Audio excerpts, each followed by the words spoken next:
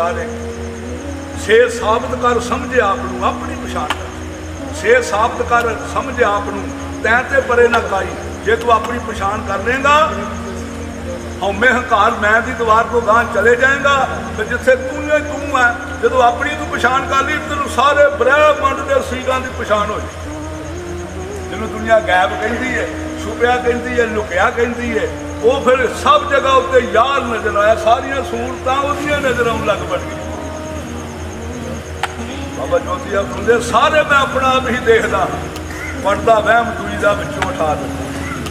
खाब कर्म करके मेरे मुर्शद ने खाब गलफत दे विचों मैनू जगा दिता।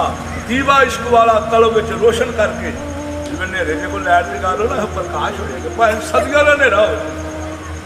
दीवा इश्क वाला कल्ब विच रोशन करके मैनू अपना आप समझा दिता। जब अपनी पछाण आ गई सारे मैं अपना आप ही देखदा। ब्रह्मंड कायनात नूं काशा अवतारण का जो सारा मेरा ही स्वरूप है।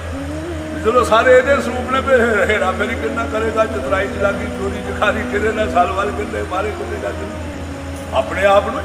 ये तो सारा स्वरूप ही है करनी आपको अपनी क्या जड़े क्या तू जरा बीज बीजेगा अपने वास्ते बीजना, जो झूठा बीजे तां भी है, सच बोलेगा तां भी है।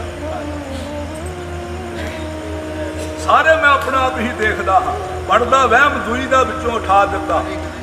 हर हाल में जो तलीशा खुशी, आशक लोग वहमां भरमां च नहीं पैंदे, ओदी रजा नूं मनदे, ओदे भाने नूं मनदे।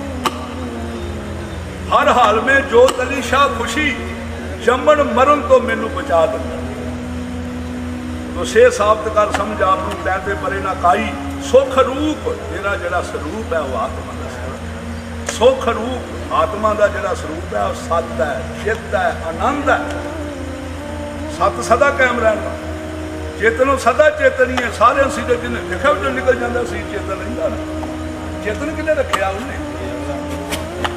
आनंद, ये आनंद है। सत चित आनंद, आत्मा का स्वरूप सत चित आनंद है।